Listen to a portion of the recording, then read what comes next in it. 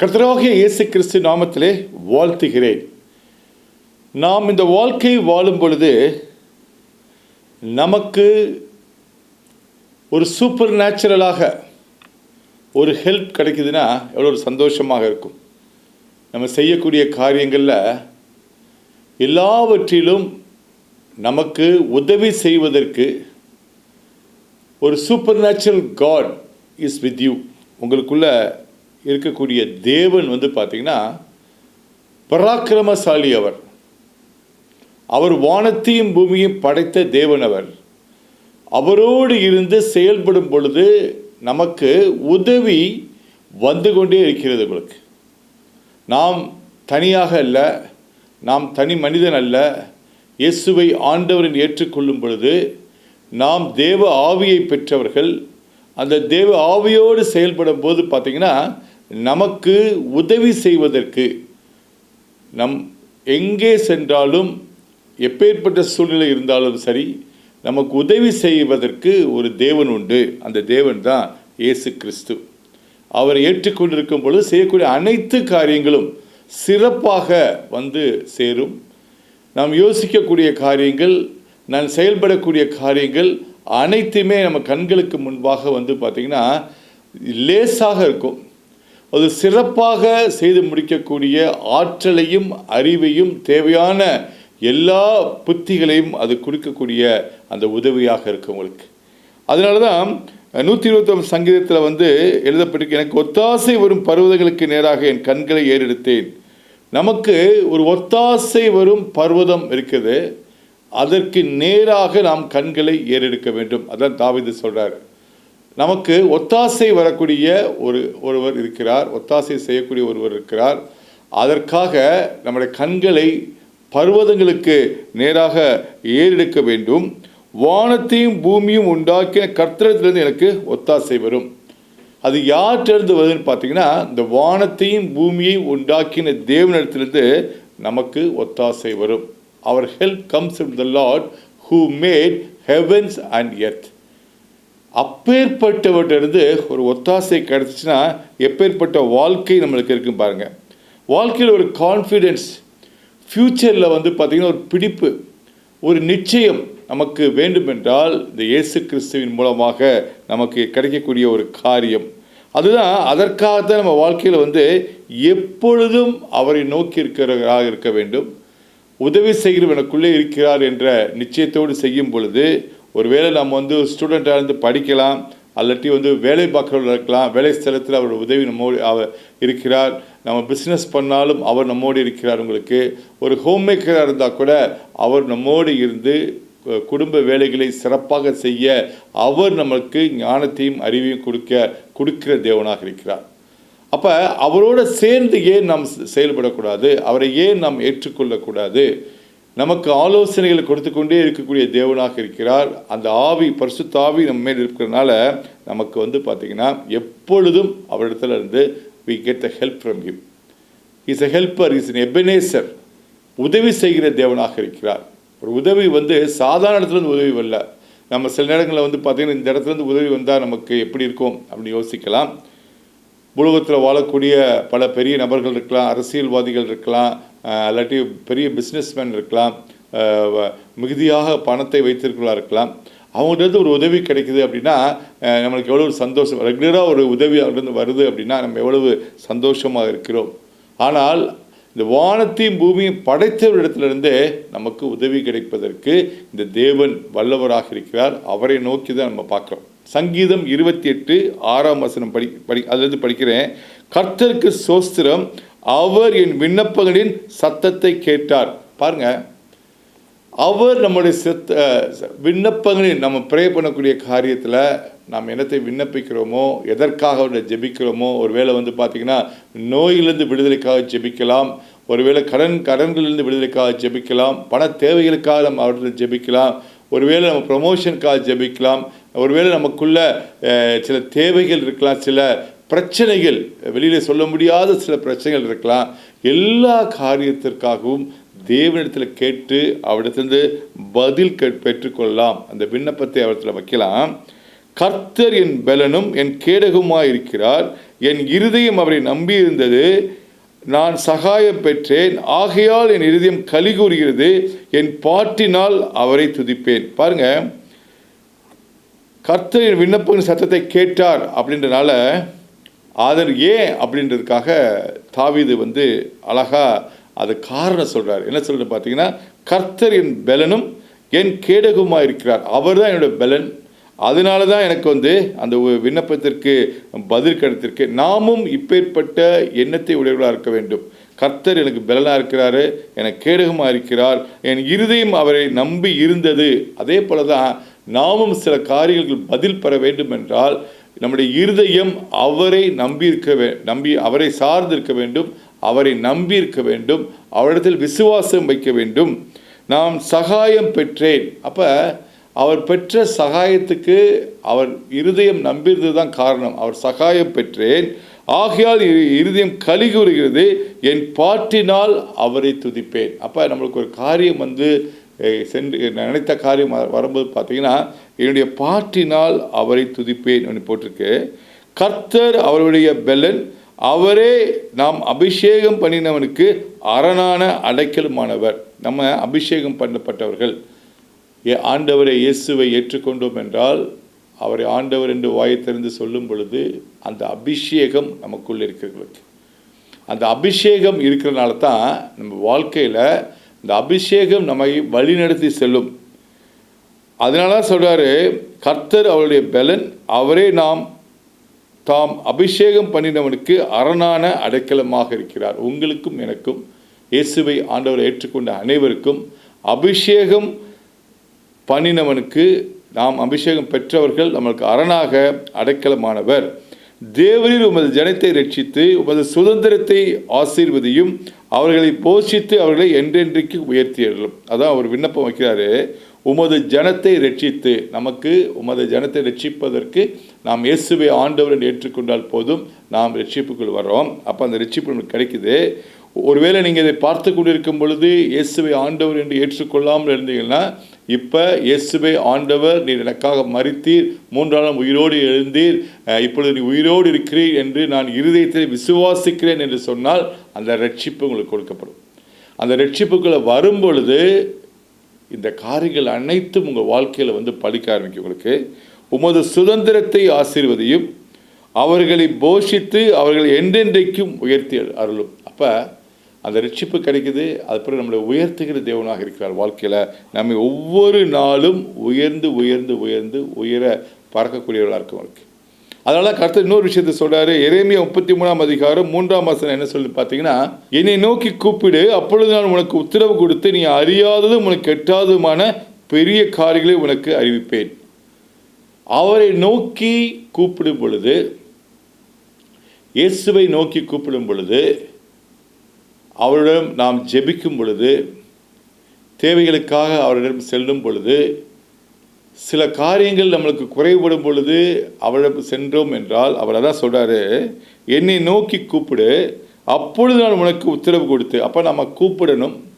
அப்போ நம்மளுக்கு உத்தரவு கொடுக்குற தேவனாக இருக்கிறார். நம்ம பேசாமல் இருப்போம், தேவனுக்கு தான் தெரியும்ல, அனைத்தும் அறிந்தவர், நம்ம எதையுமே செய்ய வேண்டாம், அவராக பார்த்து செய்யட்டும், அவர் எனக்கு கஷ்டங்கள் தெரியும், என் பிரச்சனைகள் அவருக்கு அறிந்திருக்கிறார் அப்படின்றது கிடையாது. அவரை நோக்கி கூப்பிட வேண்டும். நாம் வாயை திறந்து சில காரியங்களுக்கு அவரை கூப்பிட வேண்டும். அதான் என்னை நோக்கி கூப்பிடு, அப்பொழுது நான் உனக்கு உத்தரவு கொடுத்து நீ அறியாததும் உனக்கு எட்டாததுமான பெரிய காரியங்கள் உனக்கு அறிவிப்பேன். நம்மளுக்கு தெரியாத காரியங்கள், நம்ம பல நேரங்களில் பார்த்திங்கன்னா நமக்கு தெரிந்த காரியங்களை வைத்துக்கொண்டே சில காரியத்தை செய்துக்கிட்டே இருப்போம். உங்களுக்கு அந்த தெரிந்த காரியங்கள் மூலமாக என்ன ஆகுன்னு பார்த்தீங்கன்னா, ஒரு நாள் வெற்றி கிடைக்காமல் இருக்கும். நமக்கு தெரியாத எத்தனையோ காரியங்கள் இருக்குது. உங்களுக்கு நமக்கு தெரியாத காரியங்கள் எத்தனையோ காரியங்கள் இருக்குது. அந்த சமயத்திற்கு ஏற்றபடி நம்மளுக்கு தெரியாத காரியத்தை அறிவிக்கிற தேவன் தான் அவர். அவர் உனக்கு எட்டாவது பெரிய காரியங்கள் உனக்கு அறிவிப்பார். நமக்கு எட்டாவது நம்ம வாழ்க்கையில் சுயமாக யோசித்தோம்னா அந்த காரியத்துக்கு நம்மளால் யோசித்தே பார்க்க முடியாது. அப்பேற்பட்ட காரியத்தை அவர் பெரிய காரியங்கள் உனக்கு அறிவிப்பேன். நீ அறியாத காரியங்கள், உனக்கு எட்டாத காரியங்கள், அன்ரீச்சபிள், உனக்கு தெரியாத அன்னோன், தெரியாத விஷயங்கள், அது எவ்வளோ பெரிய விஷயமா இருக்கலாம், கர்த்தரிடத்திலிருந்து வருது இந்த உதவி, அதை அவர் அறிவிக்கிற தேவனாக இருக்கிறார். அந்த அறிவிப்புக்கு நாம் என்ன செய்யணும்னா அவரை நோக்கி கூப்பிட வேண்டும். அவரிடத்துல கேட்கும் பொழுது அவருடைய ஞானத்தால் நிரப்பி அவருடைய ஞானத்தின் மூலமாக நம்மளுக்கு தெரியாத காரியங்கள், அறிவுக்கு எட்டாத காரியங்கள், பெரிய பெரிய விஷயங்களை வந்து பார்த்திங்கன்னா நமக்கு கொடுக்க வல்லவராக இருக்கிறார். அறிவிப்பேன் என்று சொல்லப்படுது உங்களுக்கு. அப்போ மீண்டும் மீண்டும் ஒரு காரியத்தை நாம் வந்து மனதில் எப்பொழுதும் நாம் வைத்துக்கொள்வது என்னென்னு பார்த்தீங்கன்னா, I am not alone, I am with the helper who made the heaven and the earth. நான் ஒரு தனி மனிதன் அல்ல, எனக்குள்ளே தேவன் வாசம் செய்கிறார். அவர் யார்? இந்த உலகத்தை படைத்த தேவன். அவர் எனக்குள்ளே வாசம் செய்யனால பார்த்தீங்கன்னா அவர் எனக்கு தேவையான காரியங்கள், எனக்கு தெரியாத காரியங்கள், எனக்கு புரியாத காரியங்கள், நான் யோசித்தே பார்க்க முடியாத காரியங்களை எனக்கு அறிவிக்கிற தேவனாக இருக்கிறார். 6ஆம் வசனம் சொல்லுது, இதோ நான் அவர்களுக்கு சௌக்கியமும் ஆரோக்கியமும் வரப்பண்ணி அவர்களை குணமாக்கி அவர்களுக்கு பரிபூர்ண சமாதானத்தையும் சத்தியத்தையும் வெளிப்படுத்துவேன். பாருங்கள், ஒருவேளை நம்ம நோயில் இருக்கிறோம் அப்படின்னா அவரை நோக்கி கூப்பிடும்போது நம்மளுக்கு என்ன கிடைக்குன்னு பாருங்கள். நான் அவர்களுக்கு சௌக்கியம், கர்த்தர் உங்களுக்கு சௌக்கியத்தை கொடுக்குற தேவன். அவரை நோக்கி கூப்பிடும் பொழுது சௌக்கியமும் ஆரோக்கியமும், அப்போ நல்லா இருக்கிறோம், ஆரோக்கியத்தை கொடுக்குற தேவன் அவர். ஆரோக்கியமும் வரப்பண்ணி, ஒருவேளை ஆரோக்கியம் இன்றி இருக்கிறீங்கன்னா அதை வரப்பண்ணுகிற தேவன், உங்களுக்கு சௌக்கியத்தை வரப்படுகிற தேவன், ஆரோக்கியத்தை வரப்படுகிற தேவன் அவர். அவர்களை குணமாக்கி அவர்களுக்கு பரிபூர்ண சமாதானத்தையும் அவர்களுக்கு குணமாக்குகிற தேவன். உங்களை குணம் வேணும் என்றால் நாம் வந்து டாக்டர்கிட்ட போகலாம், பல விதமான ட்ரீட்மெண்ட் எடுக்கலாம். ஆனால் ஃபைனலாக வந்து பார்த்திங்கன்னா குணத்தை, அந்த சுகத்தை கொடுக்குற தேவன் யாருன்னு பார்த்தீங்கன்னா தேவன் தான் உங்களுக்கு. அதாவது டாக்டர் ட்ரீட்ஸ், காட் ஹீல்ஸ் அப்படின்னு போட்டிருப்பாங்க, சில கிளினிக்லேயே போட்டிருப்பாங்க.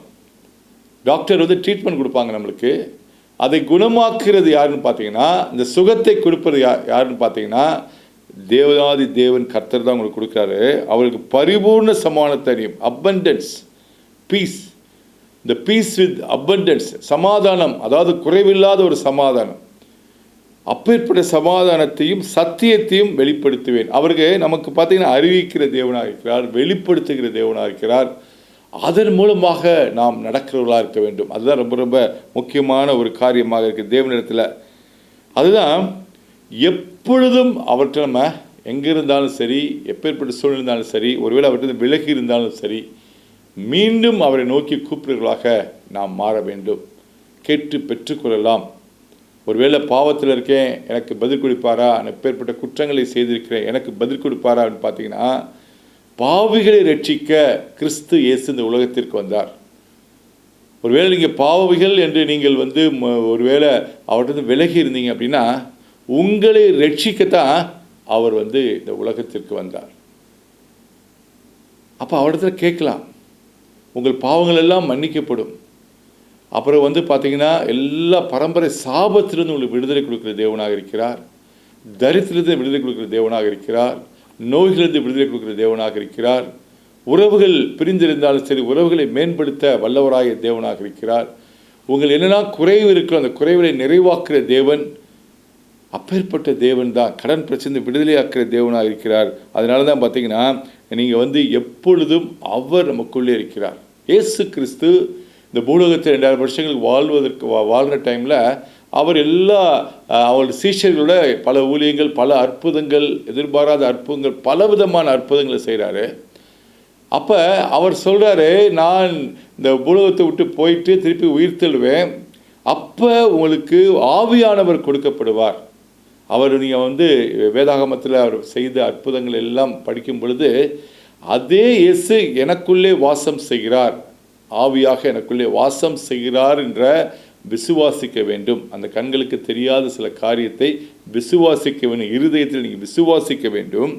அதனால தான் யோவான் 14ஆம் அதிகாரம் 25ஆம் வசனம் சொல்லுது, நான் உங்களுடனே தங்கியிருக்கையில் இவைகளை உங்களுக்கு சொன்னேன், என் நாமத்தினாலே பிதா அனுப்பப் போகிற பரிசுத்த ஆவியாக ஆவியாகிய தேற்றரவாளனை எல்லாவற்றையும் உங்களுக்கு போதித்து நான் உங்களுக்கு சொன்ன எல்லாவற்றையும் உங்களுக்கு நினைப்பூட்டுவார். நமக்கு யார் போதிக்கிறார், யார் உணர்த்துகிறார்னு பார்த்தீங்கன்னா அந்த பரிசுத்த ஆவியாகிய தேற்றரவாளனே எல்லாவற்றையும் உங்களுக்கு போதித்து. பரிசுத்த ஆவியான தேற்றரவாளன் நம்மளுக்கு போதிப்பார். அவர் போதித்து கொண்டே இருப்பார். He gives counsel to us. நமக்கு ஹெல்ப் பண்ணுறவர் அவர் தான். அந்த ஆவியானவர் நமக்கு கொடுக்கப்பட்டிருக்கு. அதான் இயேசுவே சொல்லக்கூடிய அவங்களுக்கு நினைப்பூட்டுவார். இயேசு அப்போது செய்த காரியங்கள், அவர் என்னெல்லாம் சீசர்களுக்கு டீச் பண்ணாரோ அந்த காரியங்கள் எல்லாம் நமக்கு நினைப்பூட்டுகிற தேவனாக இருக்கிறார். He'll make us remember. சில இன்சிடென்ட்ஸ் நம்ம மறந்துடலாம், கர்த்தர் செய்த அற்புதங்களை மறந்துடலாம். அதை நினைப்பூட்டுவது யாருன்னு பார்த்தீங்கன்னா the Holy Spirit. நமக்குள்ளே இருந்த பரிசுத்த ஆவியானவர் நமக்குள்ளே நினைப்பூட்டுவார். வாழ்க்கையில் இத்தனை வருஷத்துக்கு முன்னால் பல விதமான மிராக்கிள்ஸ் கர்த்தர் நமக்கு செய்திருப்பார். நம்ம சாதாரண லெவல்லேருந்து இன்றைக்கி உயர்ந்திருக்கலாம். பல முறை நம்மளுக்கு நோய்வாய்ப்பட்டு நம்ம சுகத்தை கொடுத்திருக்கலாம். இந்த இயேசுவின் மூலமாக நீங்கள் சுகத்தை பெற்றிருக்கலாம். இப்போ இருக்கிற காரியத்தை சில நம்ம மறக்கிறதுக்கு வாய்ப்பு இருக்கிறது. அதை நினைப்பூட்டுகிற தேவன் அவர் யார் என்பதை நினைப்பூட்டுகிற தேவனாக இருக்கிறார்.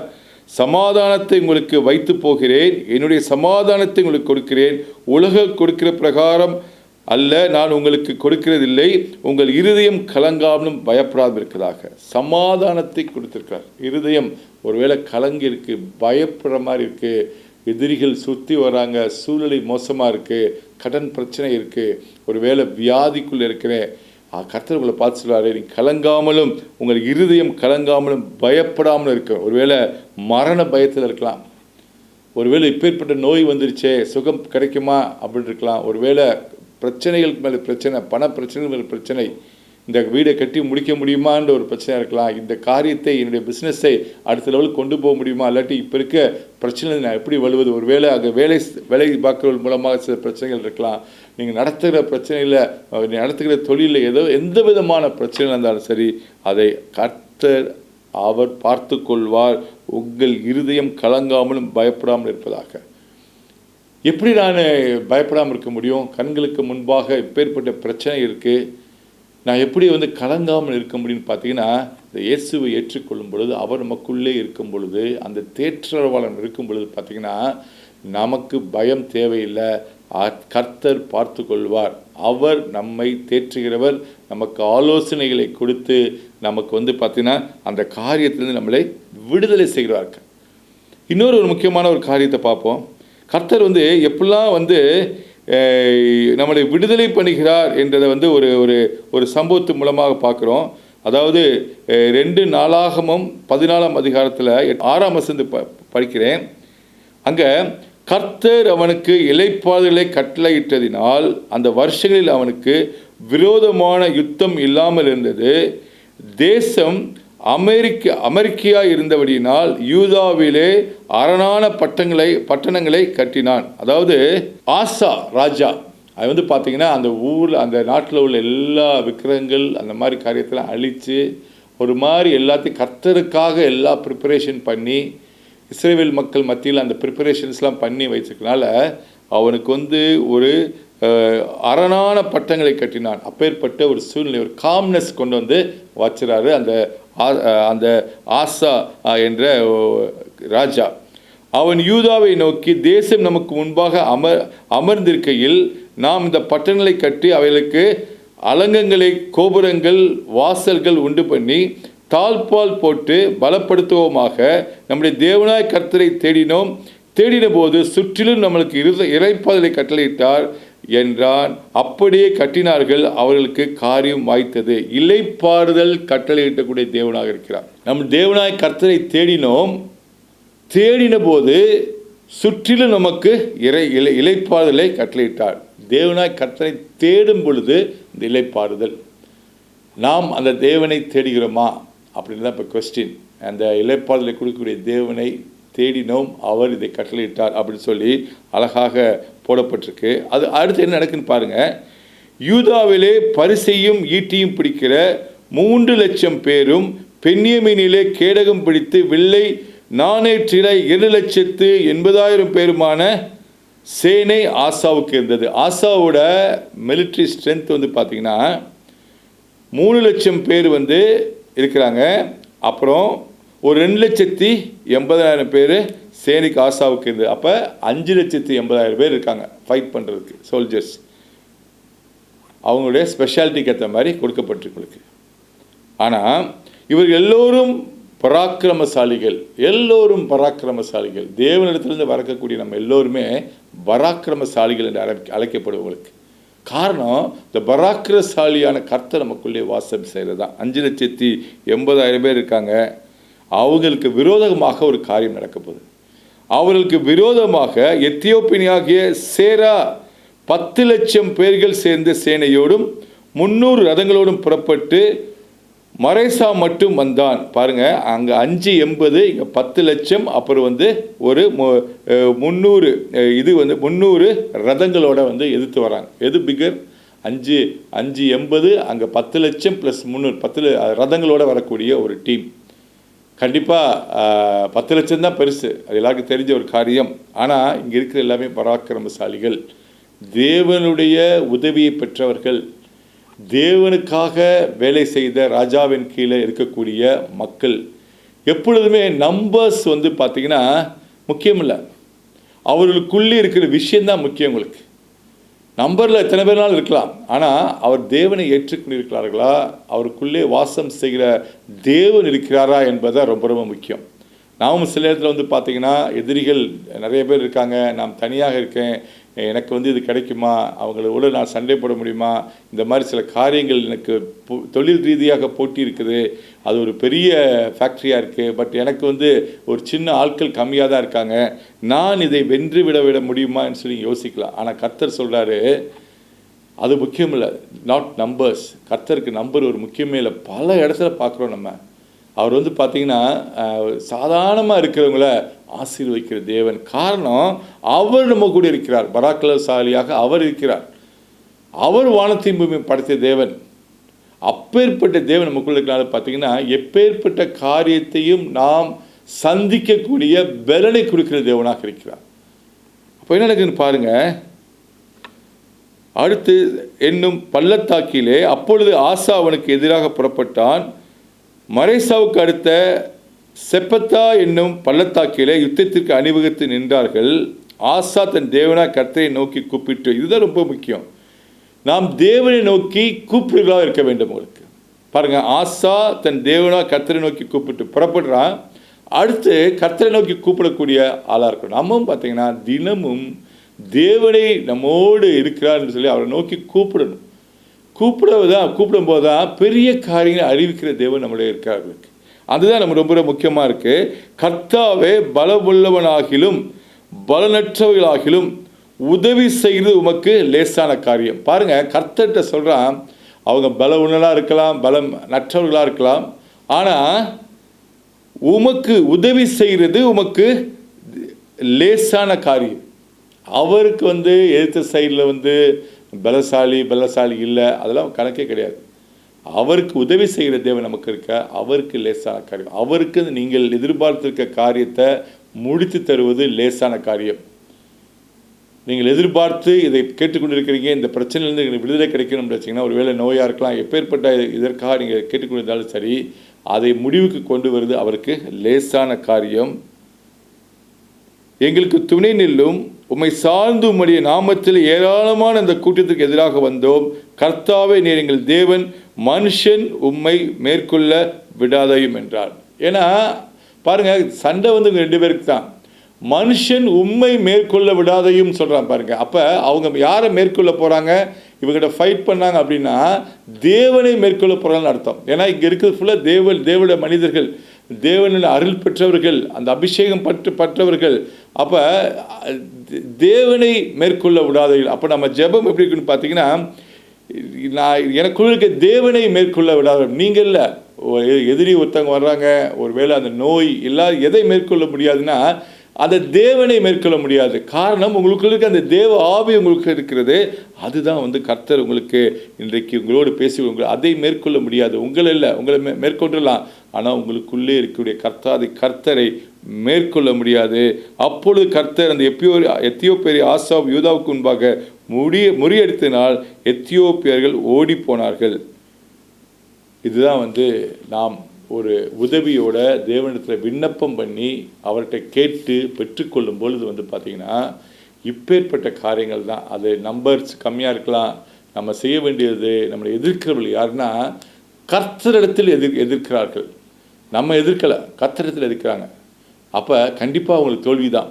ஏன்னா உலகத்தை படைத்த தேவனை எதிர்க்கும் பொழுது அவன் கண்டிப்பாக தோல்வி தான் வரும். அந்த உதவி செய்கிற தேவனை வைத்துக்கொள்ளுங்கள். வாழ்க்கையில் வெற்றி மேல் வெற்றி காண்பீர்கள். ஜெபிப்போம். சோத்திரம் ஆண்டவரே, நல்லவரே, மனதிற்கும் உள்ளவரே, நீரே உதவி செய்கிற தேவன். உதவி செய்கிற தேவன் அந்த நோய்களிலிருந்து அவளை விடுதலை செய்வதற்காக நன்றி. நீரே ஆரோக்கியத்தை கொடுக்கிற தேவன், சமாதானத்தை கொடுக்கிற தேவன், வெற்றியை கொடுக்கிற தேவன். உம்முடைய உதவி கர்த்தாவே, நீர் செயல்படுகிறார், கர்த்தர் செயல்படுகிறார். எனக்காக கர்த்தர் செயல்படுகிறார். உங்களுக்காக கர்த்தர் செயல்படுகிறார். உங்களை எதிர்க்கவோ உங்களில் உள்ள நோய்களை அவரை ஒன்றும் உங்களை மேற்கொள்ள முடியாது. அல்லேலூயா. கர்த்தாவே, நீர் எனக்குள்ளே இருக்கிறதுக்காக நன்றி. நீர் கொடுக்கிற ஆலோசனைகள் மூலமாக எங்களுக்கு எட்டாத காரியங்களை நீர் சொல்வதற்காக எங்களை அறிவிக்கிறீர் கர்த்தாவே. இதன் மூலமாக எல்லா காரியங்களையும் நீங்கள் எந்த விதமான சூழ்நிலை இருந்தாலும் தேவனுக்கு அது ஒரு லேசான காரியம். அவர் உங்களோடு இருந்து யுத்தம் செய்ய வல்லவராக இருக்கிறார். அந்த யுத்தம் நோய்க்கு எதிராக இருக்கலாம், ஒருவேளை கடன் பிரச்சனைக்கு எதிராக இருக்கலாம், பற்றாக்குறைக்கு எதிராக இருக்கலாம், உங்கள் வாழ்க்கையில் உள்ள ப்ரமோஷனுக்கு எதிராக இருக்கலாம். எல்லாவற்றையும் பார்த்தீங்கன்னா கர்த்தர் உயர்த்துகிற கர்த்தர். அவரை சார்ந்து வாழுங்கள். கர்த்தர் உங்களோடு இருக்கிறார். கர்த்தர் உங்களோடு இருக்கிறார். நீங்கள் எல்லாவற்றிலையும் விடுதலை பெற்றீர்கள் என்பதற்காக நன்றி, நன்றி, நன்றி. ஆமேன், ஆமேன். நீங்கள் ஆசீர்வதிக்கப்பட்டவர்கள். ஆமேன்.